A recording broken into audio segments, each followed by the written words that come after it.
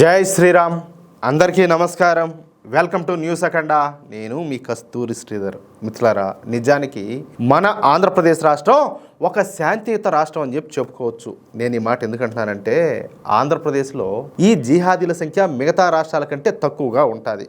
అది కూడా కొన్ని ప్రాంతాలకు మాత్రమే పరిమితమై ఉంటారన్నమాట. అందులోనూ ఈ జిహాదీలు రాయలసీమలోనే ఎక్కువగా ఉంటారు. అయితే రాయలసీమలో కొన్ని వర్గాల ఆధిపత్యం బలంగా ఉండటంతో ఈ జిహాదీల ఆటలైతే సాగేటే కాదు. అందుకే ఈ బాంబు పేలుళ్ళు కావచ్చు, తీవ్రవాద దాడులు కావచ్చు, ఆత్మాహుతి దాడులు ఇవన్నీ కూడా పెద్దగా జరగవన్నమాట. అందుకే ఆంధ్రప్రదేశ్లో యాంటీ టెర్రరిస్ట్ స్క్వాడ్ కార్యకలాపాలు కూడా పెద్దగా ఉండవు. అయితే ఇప్పుడు పరిస్థితులన్నీ కూడా మారుతున్నాయి. ముందుట్లాగా లేవు. ఈ జిహాదీలు ఒక్కొక్కరు ఏదో కావాలని వాంటెడ్గా 3-4 పెళ్లిళ్ళు చేసుకునేది, డజన్లుగా పిల్లలు అనేది, ఈ విధంగా వాంటెడ్గా ఇదంతా కూడా చేస్తున్నారు. ఎందుకు?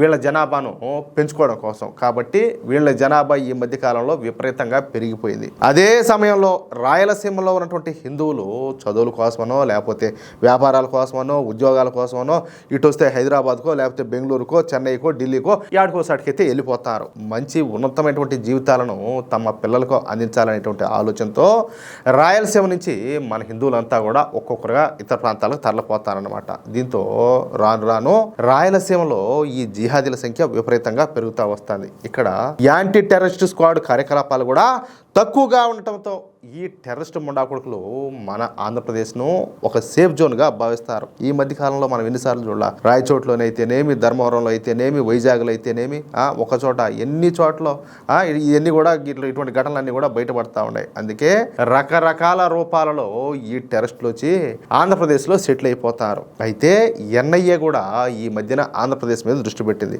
గత 2 సంవత్సరాలలో ఆంధ్రప్రదేశ్ రాష్ట్రంలో ఉగ్రవాద కార్యకలాపాల నియంత్రణలో భద్రతా సంస్థలో కొన్ని కీలకమైనటువంటి విజయాలు అయితే సాధించినాయి. ప్రధానంగా నేషనల్ ఇన్వెస్టిగేషన్ ఏజెన్సీ, అలాగే రాష్ట్ర కౌంటర్ ఇంటెలిజెన్స్ విభాగాల సమన్వయంతో కొంతమంది అనుమానిత ఉగ్రవాదులను, అలాగే విదేశీ గూఢచారులను అయితే అరెస్ట్ చేశారు. అయితే కొంతమంది రాడికల్ ఇస్లామిస్టులు ఈ జిహాద్ను చెప్పాలంటే ఒక కవచం లాగా వాడుకొని ఈ నికృష్ట పనులన్నీ కూడా చేస్తారు.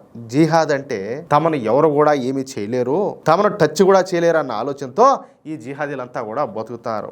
వాస్తవేనా? అదే సరే. ఈ తీవ్రవాద సంస్థలు జిహాద్ అనేటటువంటి పదాన్ని తమ స్వార్థ ప్రయోజనాల కోసం, అలాగే హింసను ప్రేరేపించడానికి ఉపయోగించుకుంటున్నాయి. ఈ తీవ్రవాదులంతా కూడా అమాయక ప్రజలను చంపడాన్ని, అలాగే బాంబు దాడులు చేయడాన్ని పవిత్ర యుద్ధంగా చిత్రీకరిస్తారు. తద్వారా వాళ్ళు చేసేటటువంటి నేరాలకు మతపరమైనటువంటి గుర్తింపును పొందేటటువంటి ప్రయత్నం కూడా చేస్తారు. సాధారణ నేరస్తులుగా కాకుండా ఒక ధర్మ రక్షలుగా పౌర సమాజంలో భ్రమలన్నీ కూడా కల్పిస్తున్నారన్నమాట.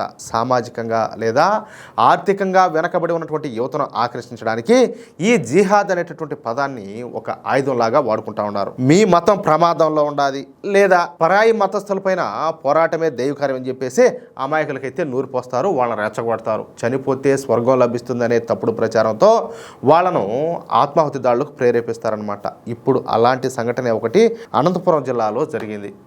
ఏం మాట్లాడాలి చూడండి. అనంతపురం నగరంలోని రాణినగర్లో ఒక యువకుడు కానిస్టేబుల్ ఇంట్లోకి చొరబడి జిహాద్ అంటా నినాదాలు చేస్తా హల్చల్ చేసినటువంటి ఘటన స్థానికంగా చెప్పాలంటే తీవ్రమైనటువంటి ఉద్రిక్తతలు అయితే సృష్టించింది. షాహీన్ అహ్మద్ అనేవాడు రాణినగర్లోని స్పెషల్ పార్టీ కానిస్టేబుల్ అయినటువంటి దేవేంద్ర ఇంటికి పోయినాడంట.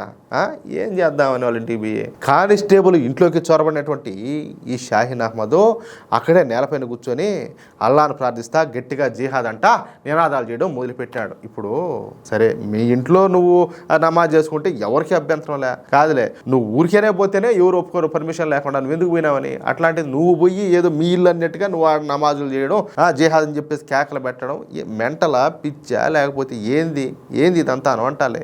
ఆ సమయంలో ఇంట్లో ఉన్నటువంటి కానిస్టేబుల్ భార్య సుజాత భయంతో గట్టిగా కేకలేయడంతో ఆ చుట్టుపక్కల ఉన్నటువంటి కాలనీ వాసులంతా కూడా అక్కడికి వచ్చి ఈ నిందితుడిని పట్టుకున్నారు. సమాచారం అందుకున్నటువంటి పోలీసులు వెంటనే ఘటనా స్థలానికి చేరుకుని ఈ షాహీన్ అహ్మద్ను అదుపులోకైతే తీసుకున్నారు. నిందితుడి నుంచి పోలీసులు కొన్ని కీలకమైనటువంటి పత్రాలను కూడా స్వాధీనం చేసుకున్నారు. ఈ నిందితుడి దగ్గర లభించేటువంటి పత్రాల్లో కొన్ని మతపరమైనటువంటి అంశాలకు సంబంధించినవైతే, మరికొన్ని అతని వ్యక్తిగత వివరాలకు సంబంధించినటువంటి అని చెప్పేసి పోలీసులు అయితే గుర్తించారు. ఆ పత్రాలలో ఏవైనా అసాంఘిక కార్యకలాపాలకు సంబంధించిన ఆధారాలు ఉన్నాయా అనే కోణంలో ఫోరెన్సిక్ బృందం సాయం కూడా తీసుకుంటున్నారు. ప్రస్తుతం ఈ షాహీన్ అహ్మద్ బ్యాంక్ అకౌంట్ వివరాలను, అలాగే బ్యాంక్ ఖాతాల్లో ఇటీవల ఇటీవల జరిగినటువంటి లావాదేవీలను పోలీసులు నిశితంగా పరిశీలిస్తారు. విదేశాల నుంచి లేదా అనుమానాస్పద వ్యక్తుల నుంచి ఏవైనా ఇతనికి నిధులు అందినాయా అనే అంశాన్ని కూడా నిర్ధారించుకునే పనిలో ఉండాలన్నమాట పోలీసులు. ఈ ఘటన తర్వాత రాణినగర్ చుట్టుపక్కల ప్రాంతాల్లో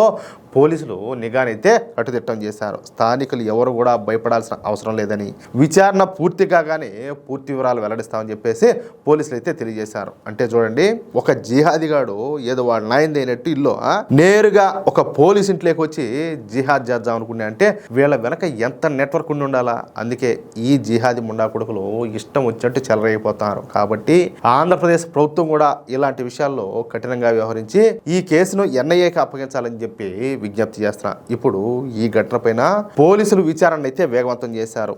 ఈ షాహీన్ అహ్మద్ దగ్గర దొరికినటువంటి మొబైల్ ఫోను అలాగే ఇతరత్ర పత్రాలను ఫోరెన్సిక్ ల్యాబ్కి అయితే పంపించారు. అతని కాల్ డేటా ఆధారంగా ఈ నెట్వర్క్లో ఇంకా ఎవరెవరు ఉండారా అని చెప్పేసి ఆరాధిస్తున్నారనమాట. ముఖ్యంగా అతని బ్యాంక్ ఖాతాల్లోకి ఈ మధ్య కాలంలో ఏవైనా అనుమానాస్పద నిధులు వచ్చాయా అనే కోణంలో కూడా దర్యాప్తు అయితే జరుగుతుంది. ఈ కేసులో మరిన్ని భయంకరమైనటువంటి నిజాలు బయటకు వచ్చే అవకాశం ఉండదని చెప్పేసి అధికారులు అయితే భావిస్తున్నారు. అది విషయం మిత్రులారా. మన కళ్ళ ముందే మన రాష్ట్రంలో పరిస్థితులు ఈ విధంగా మారిపోతూ ఉన్నాయి. గమనిస్తాను కదా మీరు కూడా. ఇలాంటి జిహాదీ శక్తుల కుట్రలను, మన ధర్మం పైన జరుగుతున్నటువంటి దాడులను ఎప్పటికప్పుడు సాక్ష్యాలతో సహా మీ ముందుకు తెస్తానే ఉంటాం.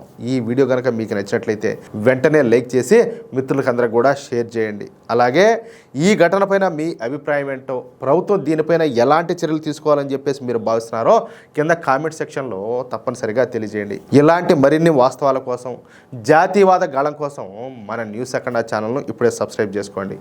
జై శ్రీరామ్, జై హింద్, భారత్ మాతాకి జై.